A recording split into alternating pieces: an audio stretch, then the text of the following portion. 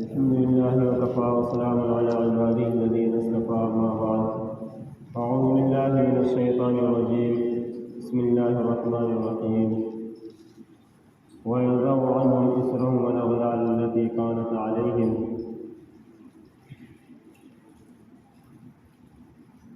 وقال النبي صلى الله عليه وسلم إن أعظم النكاح بركة أيسره مؤونة وقال النبي صلی اللہ علیہ وسلم۔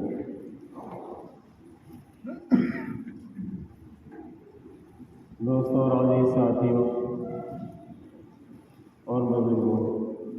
اللہ رب العزت کا بڑا احسان اور کرم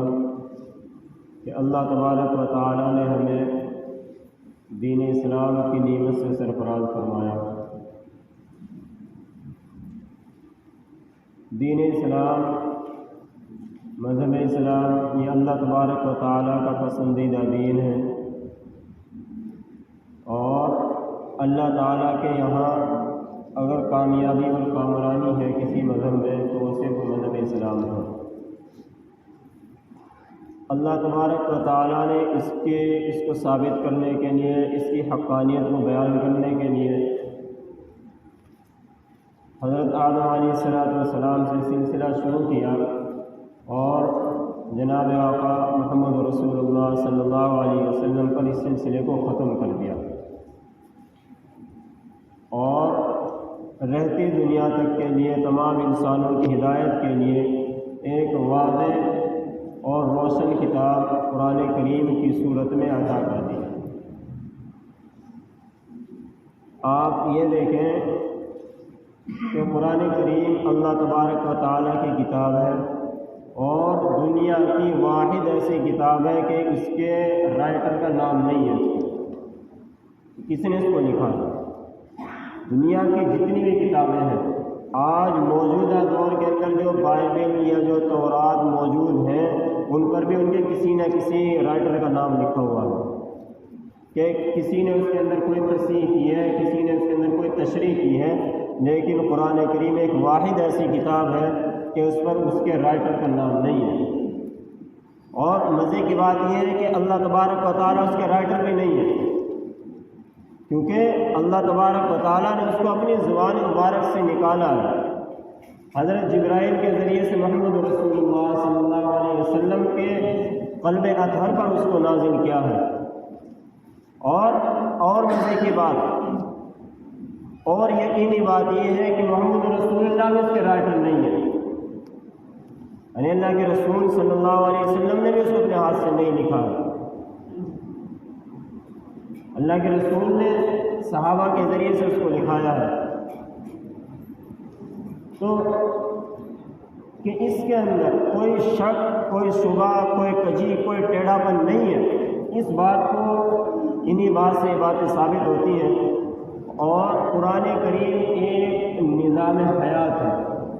قرآن کریم کے اندر جتنے اوصاف اور جتنی احکامات بیان کیے گئے ہیں وہ عین انسان کی فطرت کے مطابق ہے۔ انسان کی فطرت کیا چاہتی ہے، انسان کس اعتبار سے زندگی گزارنا چاہتا ہے، وہ عین قرآن کریم کے اعتبار سے اگر چلنا چاہے تو وہ ایک سکون کی زندگی گزار سکتا ہے۔ آج دنیاوی لوگوں کی اور دنیا کے اندر جو انسان بس رہے ہیں ان کی زندگیوں سے سکون کیوں چلا گیا؟ کیوں وہ دنیا کے پیچھے مارے پھر رہے ہیں؟ کیوں وہ ان کے گھریلو کی جو زندگی ہے اس میں انبن کیوں ہمیشہ کھٹپٹ رہتی ہے؟ اس کی وجہ یہی ہے کہ جو سکون کا جو معیار تھا ہم اس سے ہٹ چکے ہیں۔ قرآن کریم کے اعتبار سے یا پورا مذہب اسلام کے اعتبار سے، مذہب اسلام نام ہے اس چیز کا کہ قرآن کریم، احادیث رسول اور ان صحابہ کا جن کے بارے میں اللہ کے رسول نے بیان کیا ہے کہ ان کی تم اقتداء کرو، اور میرے صحابہ سب کے سب معصوم ہیں، سب کے سب محفوظ ہیں، اور سب کے سب کو اللہ تعالیٰ نے رضی اللہ عنہ کا خطاب دے دیا کہ تم ان کی پیروی کرو۔ اللہ کے رسول صلی اللہ علیہ وسلم کو بھی کئی مرتبہ یہ ہدایت دی گئی ہے کہ وشاورہم فی الامر، کہ آپ معاملات میں ان سے مشورہ کیا کریں۔ جتنے احکامات ہیں صرف چند احکامات کا نام دین اسلام نہیں ہے، بلکہ پورے نظام حیات، انسان کی پورے نظام حیات کا نام مذہب اسلام ہے۔ آدمی صرف نماز پڑھ لے، روزہ رکھ لے، زکوٰۃ دے دے اور وہ یہ سمجھے کہ میں پورے دین پر عمل کر رہا ہوں، ایسا نہیں ہے، بلکہ اس کی پوری زندگی کا احاطہ مذہب اسلام کے دائرے کے اندر ہونا چاہیے۔ انہی احکامات میں سے جس کی آج بڑی ضرورت بھی ہے، اللہ کے رسول صلی اللہ علیہ وسلم کا ارشاد ہے، فرمایا ہے ان اعظم النکاح برکۃ ایسرہ موعظۃ۔ اللہ کے رسول صلی اللہ علیہ وسلم نے ان چھوٹے سے 2-3 جملوں میں 2-3 الفاظ کے اندر یہ بات بتانے کی کوشش کی ہے کہ جو تم آپس میں رشتہ نکاح کرتے ہو اور جو تم یہ معاملات کرتے ہو، تو اس کے اندر سب سے بہترین وہ نکاح ہے، سب سے بابرکت وہ نکاح ہے جو جس کے اندر کم خرچ ہو، کہ سب سے بابرکت نکاح ہے۔ اور ہم نے اپنی اس بابرکتی کو ختم کر لیا فضول خرچی کر کے۔ اللہ تبارک و تعالیٰ ارشاد فرماتے ہیں ان المبذرین کانوا اخوان الشیاطین، کہ فضول خرچی کرنے والے، بیجا اسراف کرنے والے، جہاں موقع نہیں ہے خرچ کرنے کا وہاں پر خرچ کرنے والے ہوتے شیطان کے بھائی ہیں۔ تو کتنی بڑی لعنت کی بات ہے کہ ایک ایمان والا ہو کر انسان اپنے طریقے کو چھوڑ کر بیجا رسم و رواج کو جو دوسروں کے طریقے سے آئی ہے ان پر عمل کرے، تو بڑی افسوس کی بات ہے۔ اور اللہ کے رسول صلی اللہ علیہ وسلم نے ایک حدیث میں یہاں تک ارشاد فرما دیا کہ جو تم آپس میں، کیونکہ اس رشتے کو، نکاح کا جو رشتہ ہے، اس کو اللہ تبارک و تعالیٰ نے اپنی نشانیوں سے بیان کیا ہے۔ وَمِنْ آیَاتِهِ، اور اس کی نشانیوں میں سے ہے أَنْ خَلَقَ لَكُم مِّنْ أَنفُسِكُمْ أَزْوَاجًا، کہ اس نے تمہارے لیے جوڑے بنائے ہیں، لِيَسْكُنُوا إِلَيْهَا، تاکہ تم آپس میں سکون حاصل کر سکو۔ إِنَّ فِي ذَلِكَ لَآيَاتٍ لِقَوْمٍ يَتَفَكَّرُونَ، اس میں نشانیاں ہیں ان لوگوں کے لیے جو غور و فکر کرتے ہیں۔ جتنی بھی نشانیاں اللہ تبارک و تعالیٰ نے بیان کی ہے، اس آیت سے پہلے چند نشانیاں بیان کی ہیں، اس آیت کے بعد بھی چند نشانیاں بیان کی ہیں کہ آسمان کو دیکھو یہ میری ایک نشانی ہے، زمین کو دیکھو یہ میری ایک نشانی ہے، میں نے اس کو بغیر نمونے کے پیدا کر دیا ہے، کوئی اور ایسی پیدائش کرنے والا تو لے کر آؤ۔ یہ اللہ تبارک و تعالیٰ نے جو نکاح کا کانسیپٹ دیا ہے، ہم کو جو اس کا تصور دیا ہے، وہ یہ ہے کہ آپس میں معاشرتی جو تمہاری زندگی ہے وہ سکون بھری زندگی ہونی چاہیے۔ ہن لباس لکم وانتم لباس لہن، کہ تم ان کے لباس ہو اور وہ تمہارے لباس ہیں۔ کہ یہ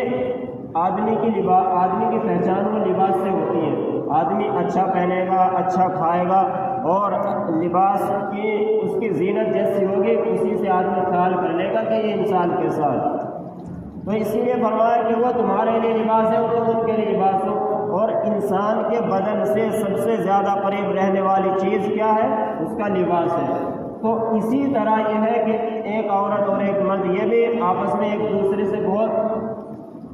قریب ہیں، تو اس لیے ان کو بھی لباس بیان کیا ہے۔ اور اس لباس کو کیسے آپس میں کیسے رہنا ہے اس کو اللہ تعالیٰ نے بتایا ہے، وَعَاشِرُوهُنَّ بِالْمَعْرُوفِ، کہ تمہیں جو رہنا ہے وہ بہت ہی اچھے انداز سے آپس میں زندگی گزارنی ہے، سکون کی زندگی گزارنی ہے۔ اسی لیے اللہ تبارک و تعالیٰ نے ایک جو اضافی جو ذمہ داری مرد کی دی ہے وہ یہ دی ہے،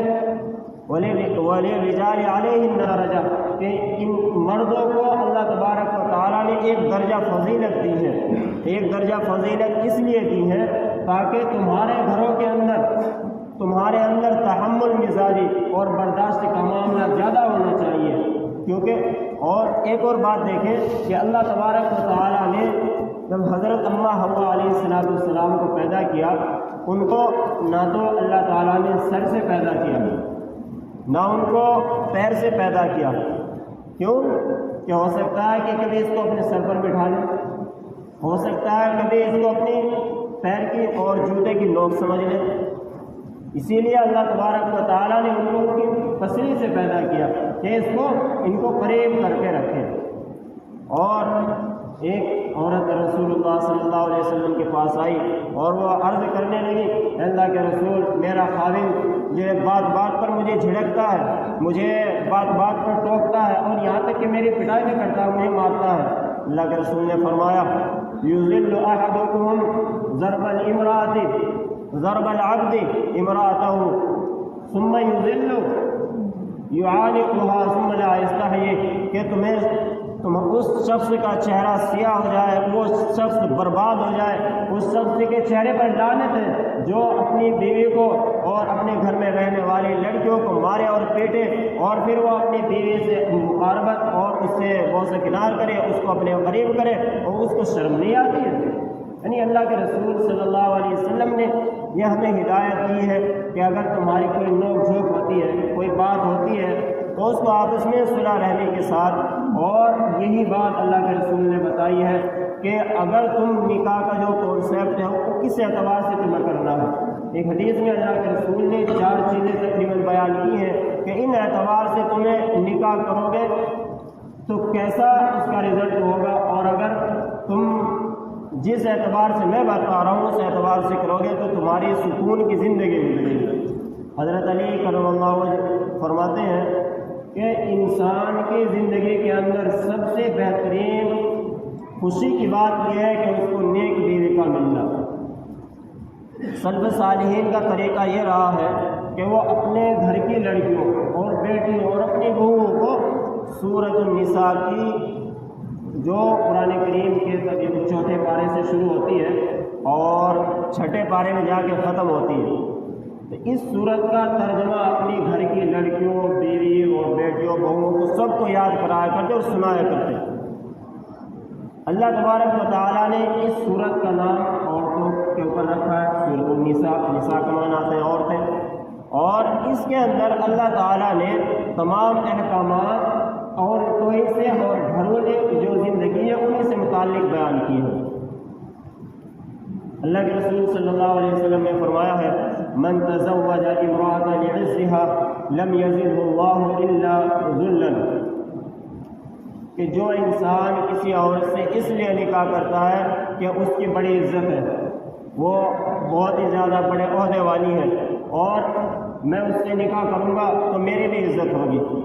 اللہ کے رسول نے فرمایا ایسا نہیں ہے، لم یزد اللہ الا ذلا، کہ اللہ تبارک و تعالیٰ تمہاری عزت میں اضافہ نہیں کرے گا بلکہ تمہاری ذلت میں اضافہ ہوگا۔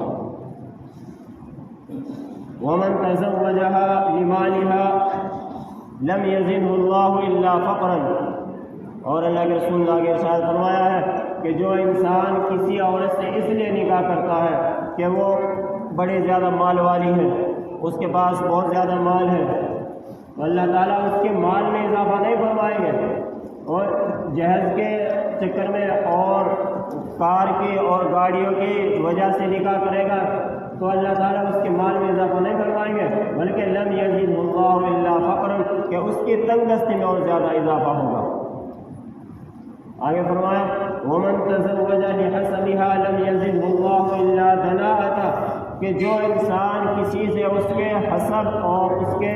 جمال، اس کی خوبصورتی کی وجہ سے اگر نکاح کرے گا تو اس کے حسب میں اور اس کے نسب میں اور اس کے خوبصورتی میں کوئی اضافہ نہیں ہوگا۔ لم یزد اللہ الا دناءۃ، اس کی رسوائی اور پستی میں بڑھوتری ہوگی۔ آگے فرمایا، ومن تزوج امرأة لم يرد بها الا ان يغض بصره او يكسر فرجه او يصل رحمه بارك الله فيها ولك فيه۔ آگے فرمایا کہ جو انسان اس نیت سے نکاح کرے گا، اس نیت سے شادی کرے گا کہ میری آنکھیں اور میری شرمگاہ محفوظ رہیں، میری آنکھیں اور میری شرمگاہ محفوظ رہے، اس نیت سے نکاح کرے گا تو اس کے لیے ہے، اور وہ یہ چاہے گا کہ میں صلہ رحمی کروں تو اس کے لیے ہے کہ اس جوڑے کے اندر برکت ہوگی، اور یہ اللہ اور اللہ کے رسول صلی اللہ علیہ وسلم کا طریقہ ہے۔ آج ہم لوگوں نے نکاح کو یا تو بہت ہی زیادہ مشکل، جتنا زیادہ یہ مشکل ہوگا اتنے ہی زیادہ گناہ اور زنا عام ہوگا۔ کیونکہ اگر ہم ایک حلال چیز کو بہت زیادہ مشکل کر دیں گے، بہت زیادہ اس کے مراحل کے بعد وہ چیز ہمیں حاصل ہوگی، تو جو چیز آسان ہے آدمی اس کی طرف بھاگے گا، زنا کے اڈے کھلیں گے۔ اور یا یہ کہ ہم تاخیر کریں گے کہ ایسی جگہ ہم رشتہ تلاش کرتے پھریں کہ جو ہمارے لیول کا انسان ہے کہ وہ ملے۔ لیکن اللہ کے رسول نے فرمایا فاصبر بذات الدین، کہ تم لوگ دین کو دیکھ کر دین کی وجہ سے کامیاب ہو جاؤ، دین کو لے کر کامیاب ہو جاؤ۔ انسان کا جوانی بھرا جسم یہ مکمل پوری زندگی تک نہیں رہتا ہے، اس کا حسن یہ چند دنوں کے بعد، جوانی کے ختم ہونے کے بعد ختم ہو جاتا ہے۔ لیکن اگر اخلاق اچھے ہوں گے اور دین اچھا ہوگا، تربیت اچھی ہوگی، تو اس کے اندر حسن بڑھتا رہے گا، وہ حسن چمکے گا، وہ حسن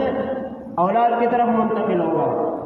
اگر اخلاق اچھے ہوں گے تو اولاد کی طرف اچھے اخلاق کا اثر ہوگا، اور اگر اخلاق اچھے نہیں ہیں، آپس میں کھٹ پٹ رہتی ہے، تحمل مزاجی نہیں ہے، برداشت کا معاملہ نہیں ہے، تو پھر اولاد کی طرف وہ چیزیں منتقل نہیں ہوگی۔ جو ہمارے اندر ہوگی وہ اولاد کے اندر منتقل ہوگی۔ آگے ہمیں اپنی نسل کو اچھا کرنا ہے تو اس کے لیے اپنے اخلاق کو اچھا کرنا ہوگا، اپنے اعمال کو درست کرنا ہوگا۔ اگر ہمارے اعمال صرف اسی پر رہے کہ ہم جو چاہے کریں، جیسے چاہے ہم زندگی گزاریں، اور جیسے چاہے ہم کسی کو مار لیں، کسی کو ڈانٹ لیں، کسی کو ڈپٹ کر لیں، اور گھر میں ایسے گھسے جیسا کہ ہم چنگیز خان کے اولاد میں سے ہو، تو پھر یہ معاملات ہوتے ہیں جیسا کہ ہو رہے ہیں کہ بات کہ نمک کی کمی کی وجہ سے۔ ایک واقعہ لکھا ہے کتاب کے اندر، پیر بخار نقشبندی رحمۃ اللہ علیہ اپنا واقعہ بیان کرتے ہیں کہ میں سوڈان کے اندر تھا، تو وہاں پر ایک عورت نے اپنا قصہ بیان کیا، اور کہ مجھے صرف میرے خاوند نے اس وجہ سے طلاق دے دی کہ میں اس کو منع کرتی تھی کہ تم جو کچن کے اندر جو سنک لگی ہوئی ہے اس میں نہ تھوکا کرو، اس میں برش نہ کیا کرو آ کے جہاں پر باہر واش روم میں لگی ہوئی ہے وہاں جا کر تم اپنا برش کیا کرو، صرف اس بات پر۔ کتنے اسی لیے انسانوں کا یعنی مردوں کا خاص طور سے سنجیدہ مزاج ہونا، تحمل مزاجی کا ان کے اندر ہونا، برداشت کا معاملہ ہونا، یہ زیادہ اہم ہے۔ اللہ کے رسول صلی اللہ علیہ وسلم سے پوچھا گیا کہ بیویوں کے حق میں سب سے بہتر انسان کون ہے؟ اللہ کے رسول صلی اللہ علیہ وسلم فرماتے ہیں خیرکم لأہلہ، کہ تم میں سے سب سے بہتر وہ ہے جو اپنے گھر والوں کے لیے سب سے اچھا ہو، جو اپنے گھر والوں کے لیے وہ سب سے اچھا انسان ہے۔ اور اللہ کے رسول نے آگے فرمایا انا خیرکم لأہلہ، اور میں اپنے گھر والوں کے لیے سب سے بہتر ہوں۔ اللہ کے رسول سے بہتر کوئی انسان نہیں ہو سکتا ہے۔ اللہ کے رسول صلی اللہ علیہ وسلم اپنی اس دنیا کے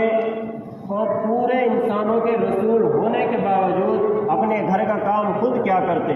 اپنی بیوی کے کام میں اپنا ہاتھ بٹایا کرتے۔ موسیٰ علیہ السلام کوہ طور سے گزر رہے ہیں، بیوی درد ذہ کے اندر مبتلا ہے، اور وہ کہہ رہے ہیں کہ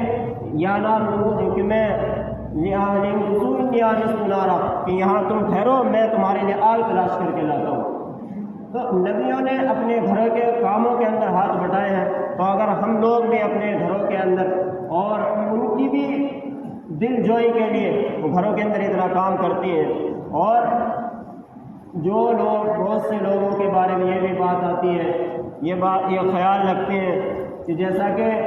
اللہ کے رسول صلی اللہ علیہ وسلم کے اعلان نبوت سے پہلے اس دنیا کے اندر جو عورتوں کی حالت تھی، اس عورتوں کو جو اللہ تعالیٰ نے اور رسول اللہ صلی اللہ علیہ وسلم نے جو عزت دی ہے وہ کسی اور مذہب کے اندر نہیں ہے۔ اللہ کے رسول صلی اللہ علیہ وسلم نے اس وقت عورتوں سے محبت کرنے کا دعویٰ کیا، اور اس وقت کہ جب ان لڑکیوں کو زندہ درگور اور زندہ دفن کر دیا جاتا، اس وقت ان عورتوں کو اللہ کے رسول نے میراث کے اندر حصہ دینے کی بات کہی ہے کہ وہ کسی نہ